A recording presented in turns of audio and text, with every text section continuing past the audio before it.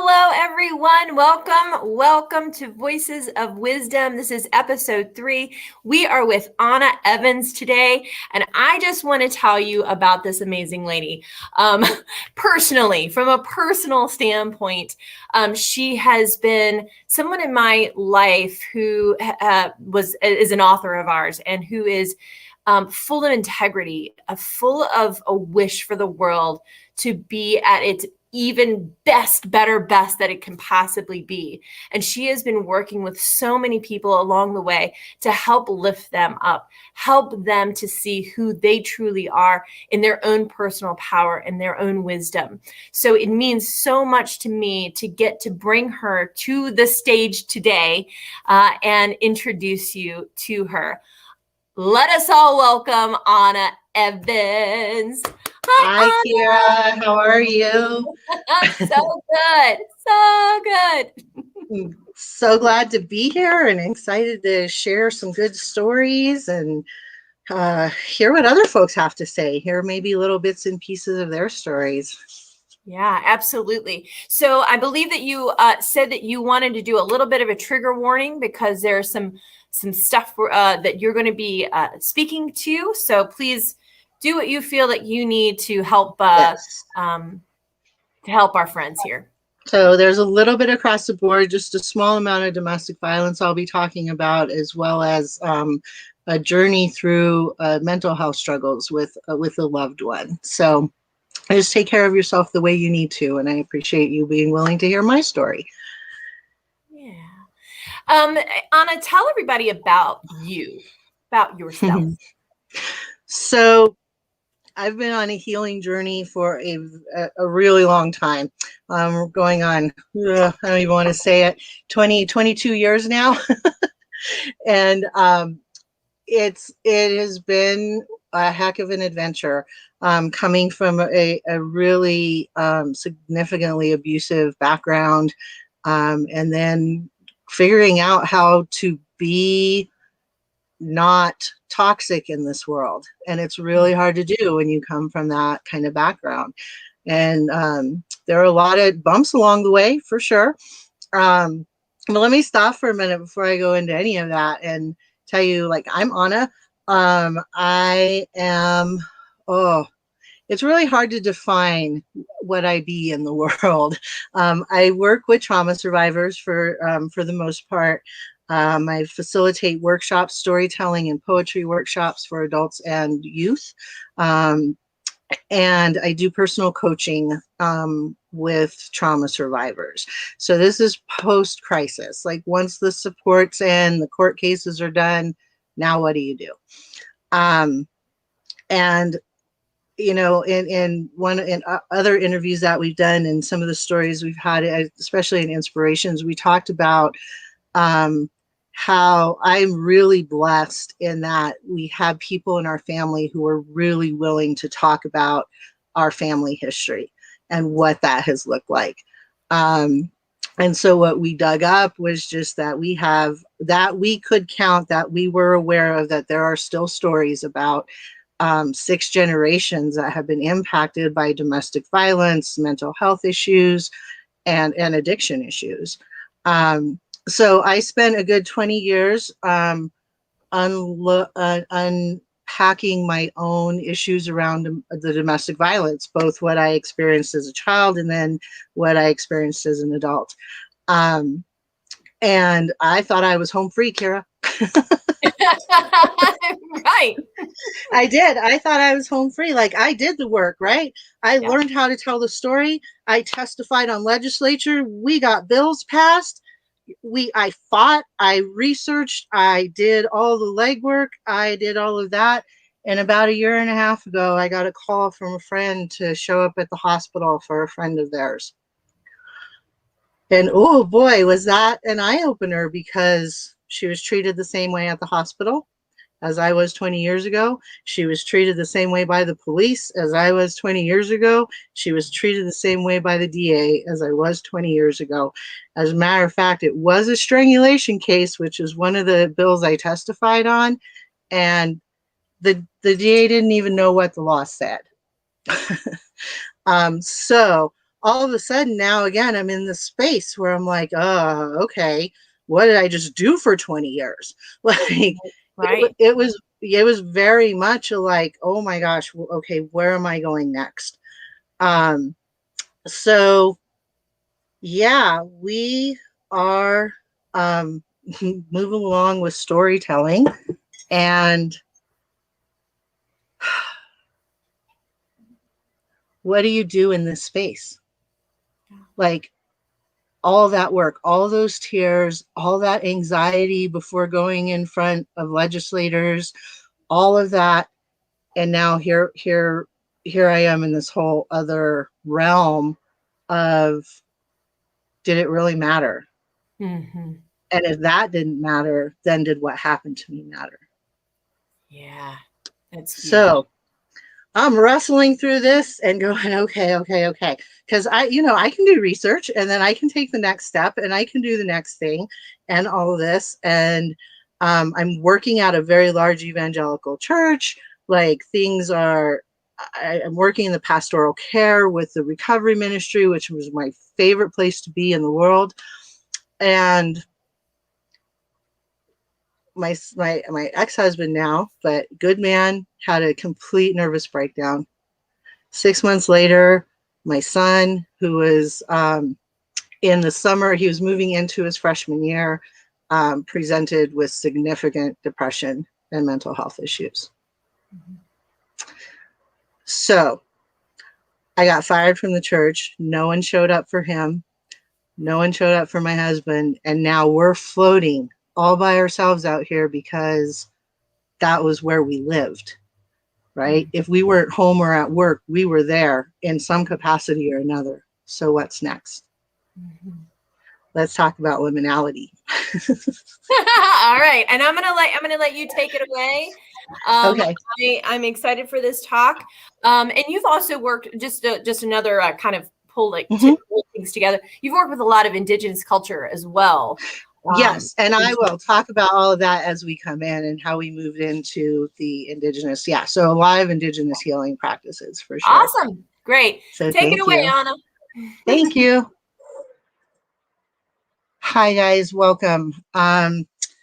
So you heard a little bit of what was going on as my life was collapsing, really, really coming out from underneath me, and frustrated after all these years of work, of healing work, of I'm getting better. This is all going really well. Um, it was unraveling. Like everything that I thought I knew was coming apart. So when we left the church, when we were asked, I was asked to leave the church, to leave my job there, I found two things, contemplative prayer and meditation. Meditation I turn to because you hear about meditation. It's going to calm you down. It's going to help you feel better. Things are going to look differently. And I felt like I was on fire. Like everything in my life was on fire. And I had to figure out how to cool down. The church answer was always, of course, volunteer more, serve more. And believe me, I am the biggest proponent and advocate for service that you could imagine. And sometimes, folks, we got to rest and we got to grieve and we have to be where we're at. So in contemplative prayer and in meditation, I found quiet. I learned how to observe my life instead of judging it and being fearful of it or ashamed of it. And all of those things were happening at this time.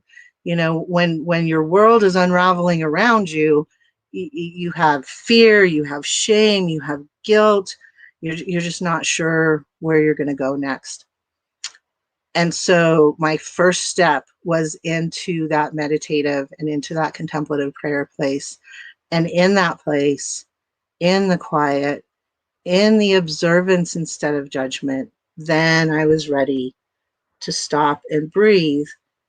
And one, accept where I was, right? That part, the church part, like even if I wanted to pursue it with what was going on with the two really most important people in my life at that point, I didn't have time because I'm a fighter, right? My people are in trouble. And so now I'm going to research. Now, let me tell you, I researched and I knew everything. I knew everything all around all of their mental health issues. But the fight is not where the quiet is. And so in the quiet, in the liminal space, we find possibility. And it's scary because we don't know how to be quiet. Like, we don't know how to be in the quiet. We don't know how to be with ourselves. So, liminal space was the term is derived from anthropology, and it is narrowly defined. It is the space between when a child becomes an adult. So it's a ritual space. So it's a ritual space when the child ends their childhood and is moving into adulthood, and there's the space. So when the child ends their childhood, there's ritual that happens, and then they move into adulthood.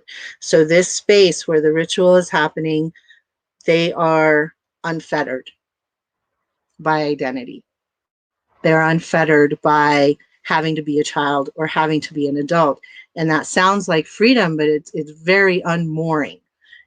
There's no stability in that. So you're fighting, like, right? Your childhood is fighting for you to come back. Your adulthood is pulling for you to be here. So it's the tug. It's that in between. So the liminal space can be quiet and it can be chaotic.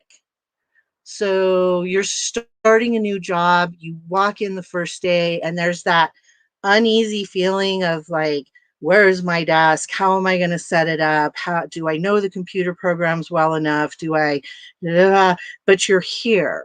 You're hired because you're qualified. So the liminal space in that physical, emotional situation is going to be the space between when you walk in the door and when you are like, okay, like, I'm in, I know my passwords, and now going to work every day is what you do, and it's comfortable. Now it's a destination. Your liminal space has been narrowed.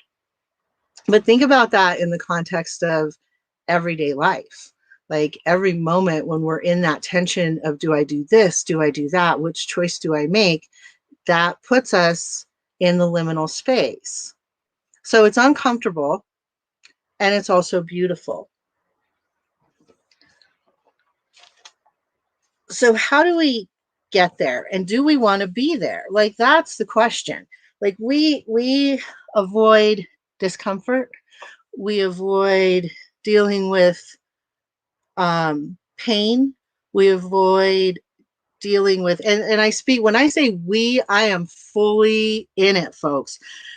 We avoid doing a task that's going to take us 5 minutes, but that we have so much anxiety about that it takes us a week to get it done. Those are the uncomfortable, crazy spaces, right? The liminal. But what happens when we do get it done, right? When we get it done, there's this feeling of relief. There's a release of dopamine, and all of a sudden, we're on cloud 9 because we've accomplished the task and we've moved on to a next level. I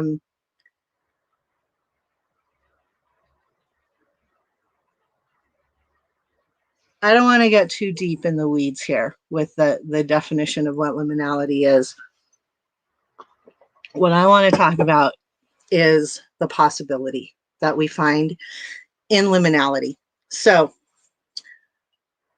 what happens when we can calm our mind, when we can calm our hearts, when we can look at our lives and know that, yeah, there's still pain. I am not saying that the frustration is going to go away, that the pain is going to go away. In the liminal space where we were at, where we were transitioning out of our church, incredible amounts of frustration. It felt like a death. And in a lot of ways it was, but it was moving us into a new light and a new life and a new way of being. Liminality is in the margins. And at that point, we were all in the margins, and some of us a little bit deeper, as far as being a person of color or an LGBTQIA person in an evangelical church situation. There were already pieces of like being marginalized, and so being in that liminal space. But then when you move out of that, and that's been something that you've been so dedicated to, now what? Fortunately for me, I didn't have a lot of time to think about it because I am super loyal. I would have stayed there. I would have continued to fight to make my case about why I should be there. But because I didn't have time and I had other people to fight for, we were able to move on. And here's what I found. The liminal place is the place between the structures or outside of the structures. So the structure of the church, specifically the one that we were attending, was they were unable to see past the fear and terror of what was going on with our family, to see the beauty. And I had to learn that too.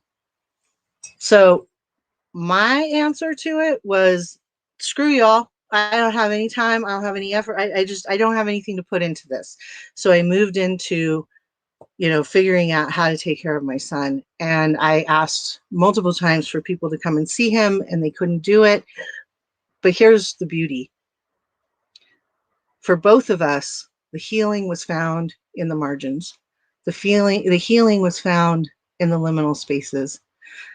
Today, I'm grateful, so grateful that those people were not a part of our lives during that time. Because looking back, I feel like it would have caused a lot more harm than it did good. Because outside of that circle, outside of that bubble, outside of that, all of us, my son, me, my ex, all of us pursuing what we thought we were supposed to be, what we were told we were supposed to be, who we were supposed to be, how we were supposed to be. And all I can think now is, my goodness, how much damage did that do? Just the rigidity. In the liminal spaces, with liminal people, we met Native American elders. We sat in circle with them. We met shamans. We met Buddhist monks. We met yogis. We trained under many, many, many amazing teachers.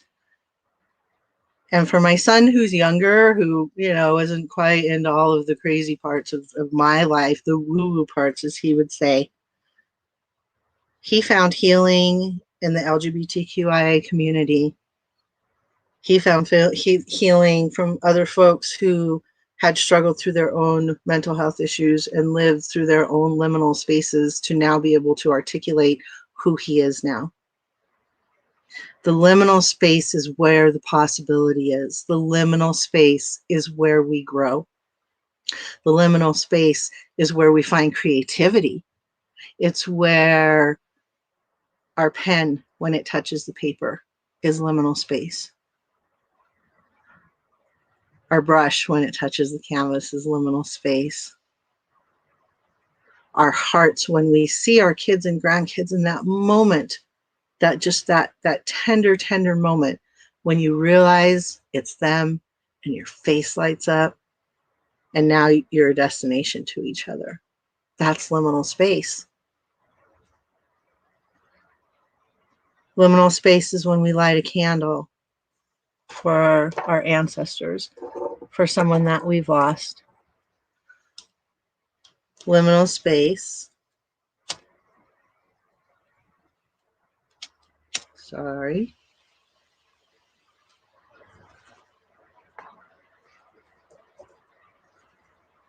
Liminal space is the amulet of your grandmother's ashes. Liminal space is the space where we become quiet and we focus on something that matters, something new, something creative, something scary, because even good, right? Even exciting, even yes, like new opportunities, it's all scary. Change can be terrifying. So how do we get to the liminal space? How do we, in that terrified place, get to a quiet to take the next steps towards movement? So for me, there are several ways to do it. I'm a writer, so writing is definitely it for me. And Julia Cameron turned me on to this. And it's morning pages. It's sitting and writing for either, you decide whichever's less distracting to you, either 3 pages or 30 minutes, because it shifts and it's free writing. You're not thinking, there's no prompt, nothing. You just write. You just move your hand across the page. That is kinetic. When you fall into that, and then all of a sudden your 15 minutes is up, that's the liminal space. And no, you probably didn't write a masterpiece. As a matter of fact, Julia Cameron will tell you if you did, you did it wrong. This space is messy. This space is you're whining, crying, all the things you didn't get done that day, getting it out of your body, getting all of that toxicity out of your body. So that's one way to shift into maybe that liminal space, you know, as writers, artists, creative people, you know, when you're in the groove, tradespeople, you know, doing your work, you know, when you find that groove and you're just moving and all of a sudden time is gone, that's the liminal space. It's the same space, but our intention while we're there can either, you know, lie to us going back to where we were or moving forward. So I'd like to share with you today just some, and this all comes from like the indigenous places that I'm from, or that from some of the teachers that I've had. So I thank you so much. But let's start by, like, if you're here with me, sit in a comfortable position if you can with your feet on the ground, and close your eyes, relax your shoulders, like move your head around a little bit, just make sure you're nice and loose, hands lightly on your knees or on your thighs. Close your eyes and take a deep breath. Inhale, exhale. On your next inhale, imagine yourself diving into yourself with that breath. Stop at your heart. Keep breathing. Inhale, exhale. And start to feel the rhythm of your heart. You're right next to it.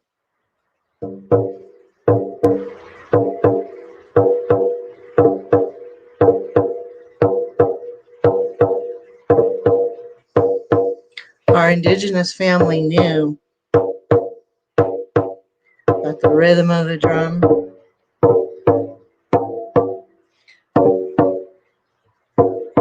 our stories,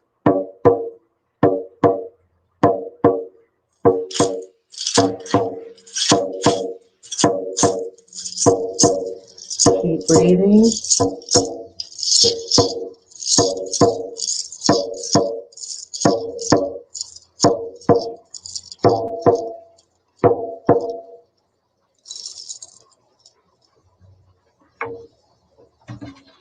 Come back into your body. Gently open your eyes.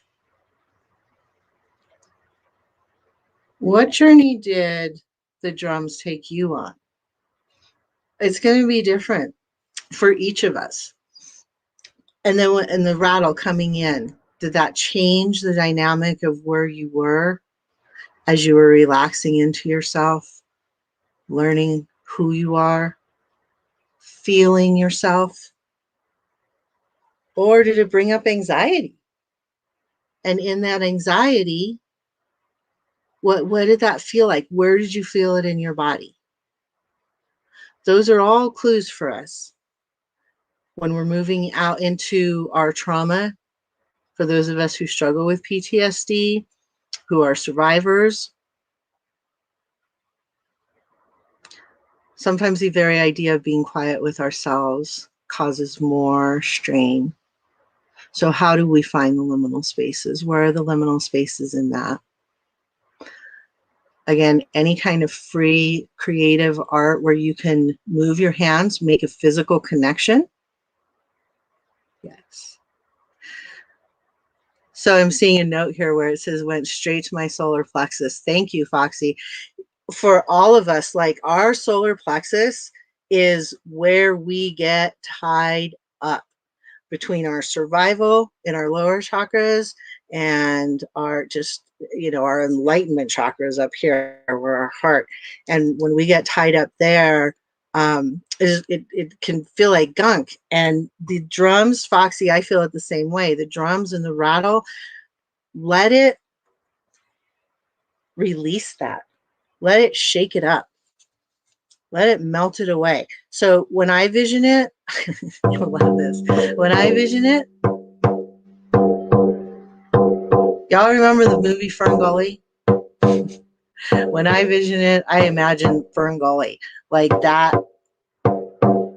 tied up, knotted feeling, that anxiety feeling is the oil. And the drum shakes it up, breaks it up, sends it back where it needs to go.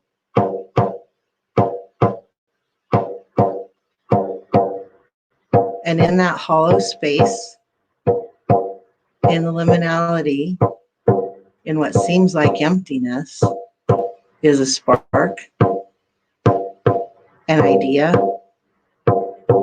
a hope, a glimmer, a friend, a story. I am grateful for every one of my experiences. And Foxy, I know you're in the audience, so I'm going to talk to you right now. Like, that really resonated with me in your talk.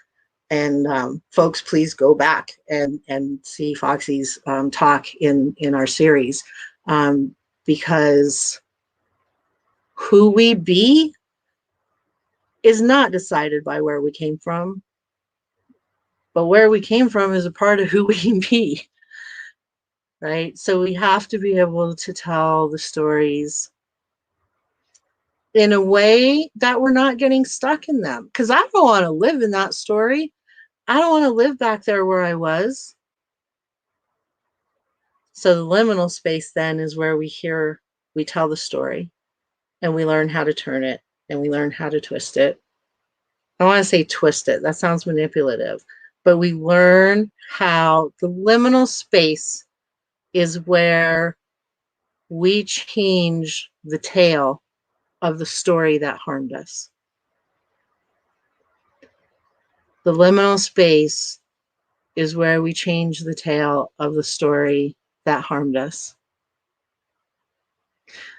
The liminal space is where we get to go back and look at our stories and go, well, okay, hold on a second. I feel like I'm not doing enough. I feel like all of this. I feel like this is a death. But look what I learned from here. Look what I learned from that experience, which is not happening anymore. Again, as trauma survivors, we often have to remind ourselves of this. It's not happening anymore. It happened, and it's a piece of our story, but we also survived it. If you're watching me sitting right here, Foxy sitting over there, Kira, like we've all gone through our journeys, but without the liminal space, without being a little rebellious or a lot, depending on who you are, where you came from. So I'm going to do something right now, which there's a couple people that are going to be pretty pleased about. But I would like to share a little bit of a song on a Native American flute that was a gift to me, because the liminal spaces are also found in a musician learning to play an instrument. And I am very, very new. This thing has been sitting on the counter for over a year, almost 2 years now. And yeah.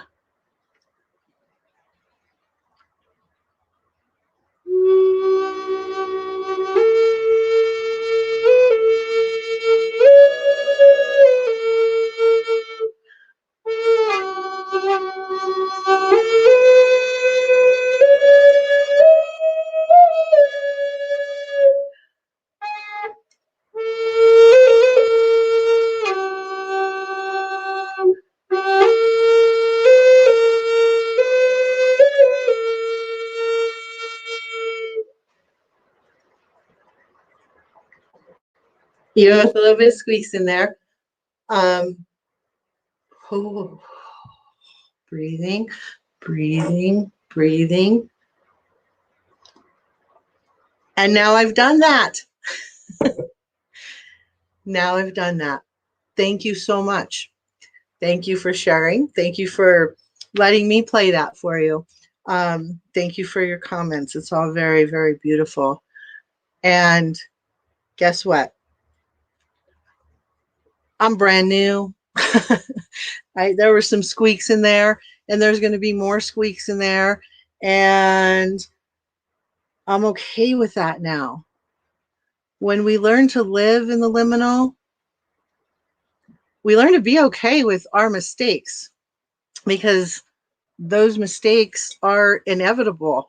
I would say I don't want to give percentages because I don't have a number and I don't have the stats on this, but I would be willing to say that nobody really learns about or goes into the liminal space voluntarily at all. I was really content in my life running and serving and exhausting myself. And I didn't know myself. I didn't know myself one bit. So here's what I would say. We find the liminal space. Here's what I am saying. We find the liminal space when we try something new, even when it's scary. We find the liminal space when we get online and do this crazy thing, which is one, sitting here and talking for 45 minutes, and two, playing my flute, because I love these people and I trust Kira completely as my publisher, as my friend. I trust that this is a space that her intentions are good and beautiful and pure in sharing this space with us women of color, and to share our experience. And so, Kira, I know this is not what what you had intended, but I just want people to know that, whether it is the other authors here, new authors that might be coming on, that this is a safe space to go into the liminal. And believe me when I tell you, the first time you do this, you will be going into the liminal. And the liminal doesn't mean you don't have to be there alone. You don't have to do it alone. My gosh, there are friends and family around, community, chosen family, safe people. Go into the margins. My goodness, go find your local poetry slam, hang out there, hear some stories, because that will move you into the liminal faster than you can imagine. All of a sudden, I mean, hearing stories of different people, where we relate where sometimes we feel angry, sometimes we feel accused, sometimes we laugh, and those are all, if we're aware of the liminality within ourselves. If we're aware of that, then we can learn from all of those situations. When we get rigid, when we fear the liminality, when we fear death, that's the big one, right? We fear death. Look at the lengths that we go to avoid death. There was a time and a place not that very long ago where families dressed their own bodies. They cleaned them, they dressed them. The wake was the body would be there in the family's home where people could come and visit and say goodbye, and I think acknowledge the life that was there. We quit doing that. We quit learning how to be uncomfortable. And instead of learning how to be uncomfortable, we learned how to not be uncomfortable or to try not to be uncomfortable, which is impossible. Impossible. There's always going to be discomfort. There's always going to be transitions in life. I'm looking at one right now. Apparently, in middle age, I should be going nuts any moment. So I'm looking forward to, what that might look like. Adolescents are the perfect example of liminality, right? They're not children. They're not adults. They're crazy as hell. And you're just trying to keep them alive, basically. I feel like the toddler years, you're trying to keep them alive. You got a few years to teach them some good skills. And then once they're in the teenager years, you're just hoping and praying, that they're going to make it through without doing something too insane. But here's the thing. We're so busy trying to keep them from doing anything insane. Maybe it should be the opposite. Maybe we should be helping them figure out how to do crazy things with the things that they're passionate about.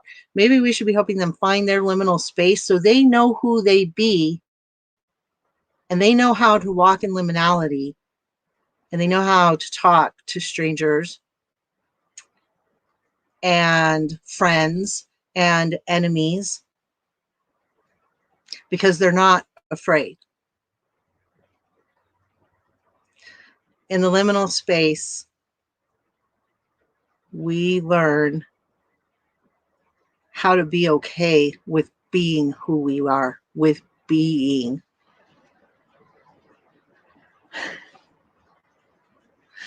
So I'm getting a lot of comments about the flute stuff. Do you guys want to hear some more?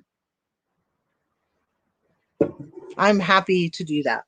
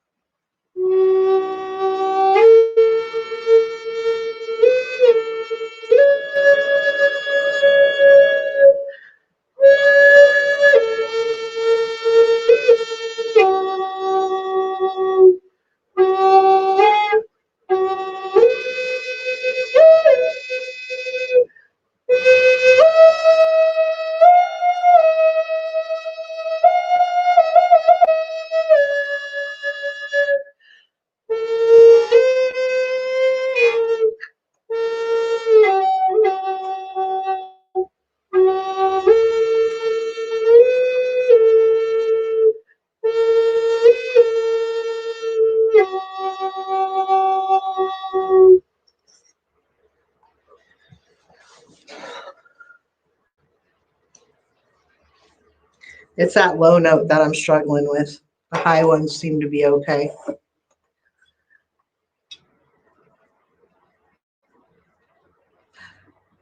We're told our whole lives who we're supposed to be by systems, by families who have been harmed by systems.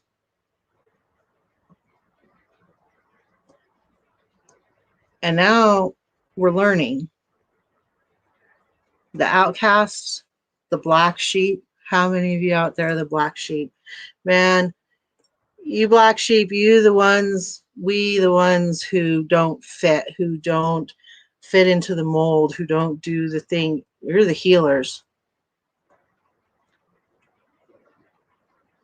And the liminal space is where we find ourselves, where we heal ourselves, and where that healing moves out into our ancestors, back into our ancestors, and forward into our grandchildren and great grandchildren. 7 generations. Are we thinking that far ahead and that far behind? I'm going to close with this. My grandmother passed in November from COVID. We were 5 generations of firstborn women, and she was our matriarch. It's been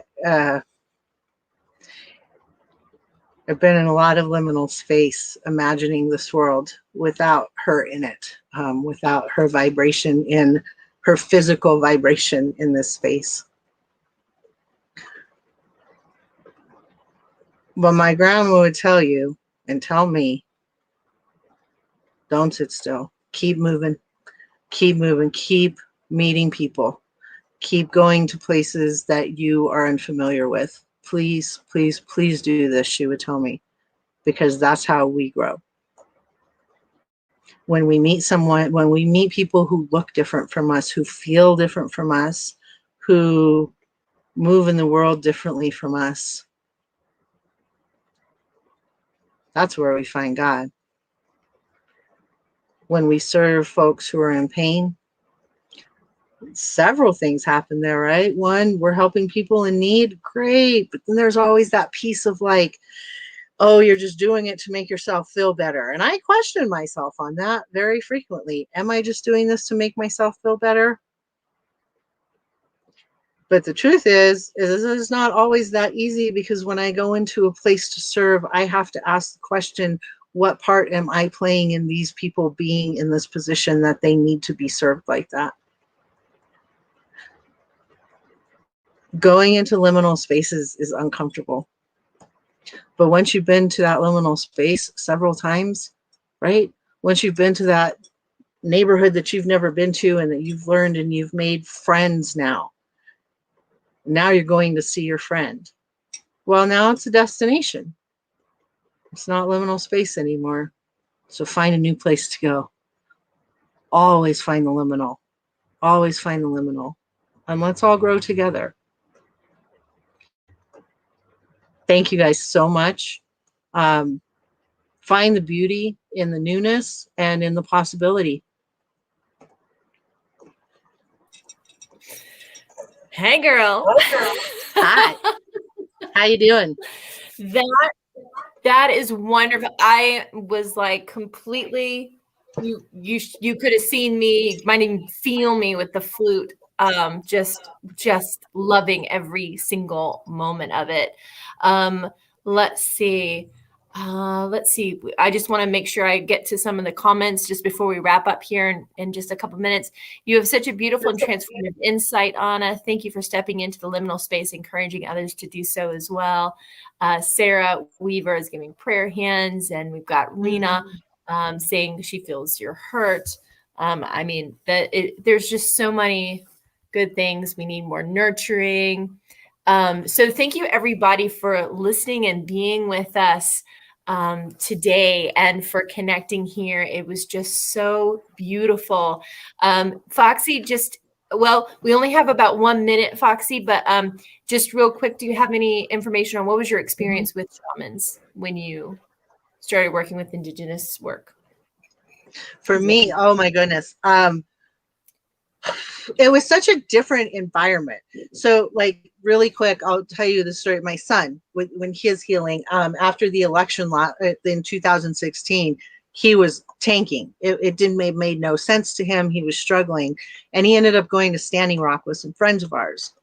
The community, like I think for him to go and see activism as well as communal living and how they were taking care of each other, and then also being invited into a prayer circle with the elders, so he got to experience he got to experience them coming in because they were talking about serious things during that time. And what it was is that, we're not trying to keep anything from you, but during this circle time, you're going to listen to the elders. This is what we're doing. And so it was very much like learning both the hierarchy and the community of it. And so I will tell you this now, I've said all these crazy things about it, but right now he is totally active in activism. He was out with the BLM protesters for a while. Then he transitioned. He's covering the rallies and things that are going on. But these kids, what's brilliant to me is that they are so much in the liminal space. Like they're still fighting, they're still protesting, they're still doing all the things. But you know what these kids are doing at night is at night they're going and they're creating mutual aid communities to take care of the houseless community in Denver. So they're not just sitting still. And these are young. I mean, these are 20s and younger, between high school and like their early 20s. And so I'm watching this beautiful movement of where like they're actually living. They have found a way to live in the liminal. And I mean, just wow, like how incredible is that? Like they're not going to stop. My heart is so wide open with these kids these days. They are just energetically making massive changing moves in this world that are gonna last lifetimes and lifetimes and lifetimes, generations. Right. And here's the thing: had we not gone through all of those things that we did, right, all of that trauma to get away, he never would have met any of those people. He never would have. Right. It would have been it would have changed all of it completely. And we're just so glad with the way things turned out. And so. Yeah. Thanks. And thanks for having us. Yeah. I am so grateful that you spent your time with us today, adding your voice to the voices of wisdom. And if people want to get in touch with you, I've put up your email address. I'm just going to quickly do so again, just to make sure I have it up there. Let's see, where is it? You can say it while I'm finding it. It's anna.evans333@gmail.com. Or on Facebook, you can go to at It's Always And. It's Always And. Yes. Perfect. All right, guys, thank you so much for joining me. Anna, don't go away because I want to have some backstage chat with you because I love you. Sounds good. And thank you guys for watching. Thank you for visiting with us. And we'll be back again tomorrow for another episode. Thank you so much, and I will see you all soon.